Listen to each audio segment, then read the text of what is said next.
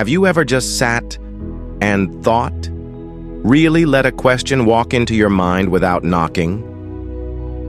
One that always finds me is about free will.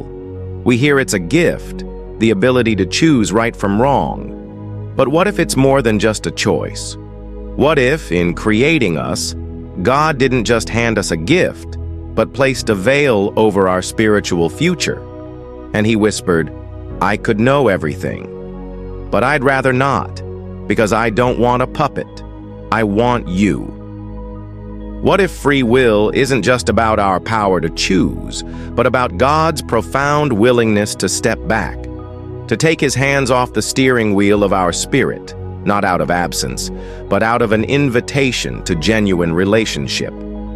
He presents the world, the challenges, the temptations, and says, "Here's lust, here's betrayal, here's silence, here's a storm. Surprise me." We often say God is the Alpha and Omega. So if he knows the end from the beginning, why doesn't he just skip to our ending? Why doesn't he fast forward our story? Because maybe, just maybe, he doesn't want to watch a movie. He wants to live a story with us, a story where our decisions genuinely matter. What if he says, "I know the code, I wrote the code, but I'll let you hack it," and he places the keys in your hand? Because think about it. If my spiritual fate is sealed, if my destiny was printed in eternal ink before I ever took my first breath, then how is that love? How is that hope? Why does the Bible plead, "Choose this day whom you will serve"? Why does Jesus say, "Come to me, all who are weary"? If the ending is already sealed, if my path to heaven or hell was predetermined, what's the point of the struggle, the yearning, the invitation? The Bible offers glimpses of this, not in explicit declarations, but hidden in Scripture, clear enough for us to piece it together. Think of the prodigal son. Did the father know he would come home, or was it a genuine, heart-stopping surprise that brought profound joy? Or the thief on the cross, in his dying breath, whispering, "Remember me"? Was that an expected entry on God's eternal ledger, or a last-second act of choice that shocked heaven with delight? These weren't parts of a locked script. They were surprises. And heaven didn't sit in silence. It exploded with joy. In the same way, there is more joy in heaven over one lost sinner who repents and returns to God than over 99 others who are righteous and haven't strayed away. Luke 15:7.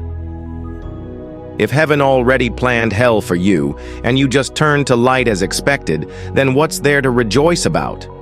It would be robotic. They celebrate because it surprised them too, because that's the point. Love has to have the power to choose. Otherwise, it's not love. It's just code running on autopilot. So maybe Jeremiah 29:11 isn't just about the afterlife. "I know the plans I have for you," he said, "plans to prosper you and not to harm you, plans to give you hope and a future." This speaks to the physical path, the framework of our lives on earth. He knows the family you'll be born into, the circumstances you'll face, the talents you'll possess. He plans for your well-being in this life. But let's keep it real. Hope only exists where the outcome isn't fixed. So maybe the physical path is mapped. Yes. But the spiritual journey? That one's veiled. And here's the twist. He doesn't veil it to hide truth from you. He veils it from himself, not because he can't know, but because he chooses not to. Because real love means real risk. And real parenting doesn't force the path. It walks beside it, not to leave you walking all alone, but to be there when you fall, to lift you up, to fight for you, to say, "It's your page to write, but I'm still in the story."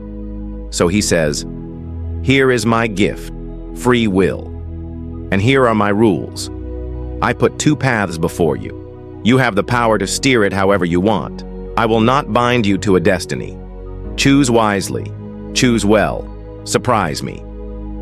Imagine your soul like an Android phone. Rooted, open source, not some sealed iPhone, not factory-locked salvation. You get root access to your spirit.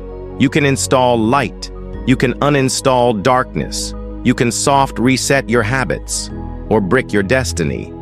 And every time you rise from a fall, every time you choose faith in a valley, every time you say no to the thing that nearly broke you, God doesn't say, as expected. He leans forward. He stands up. He grins and says, yes, that one surprised me. Because that's real love. Not controlling you, not scripting your every move, but walking beside you with eyes wide open, saying, here's the code. You can write, you can delete, you can rewrite. Surprise me. So nah, fam. Free will ain't just a gift. It's a risk. It's a blank page. It's God handing you the pen and watching. On Judgment Day, He won't say, you failed the plan I locked you into. He'll say, I gave you light and darkness. I let you walk both paths. And what you did with it, that was your song. And I listened. Because He is the God of open doors.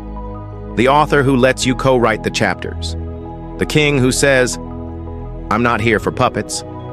I'm here for sons, for daughters, for warriors, for seekers, for overcomers. So maybe free will is the veil God places, not to hide truth from Himself, but to let your love be real. And every trial is God whispering, here's the test. Surprise me. So what do you think? Is it possible that God chooses not to know everything about your choices just so your love can be real? Do you believe heaven can rejoice in surprise? Drop your thoughts below. Challenge it. Question it. We're all learning the word together because Scripture doesn't say don't question. In fact, 1 Thessalonians 5:21 literally says, test everything. Hold fast to what is good. So this is me testing. This is me wondering. This is me asking, what if your life is a blank canvas? And God's only request is, surprise me.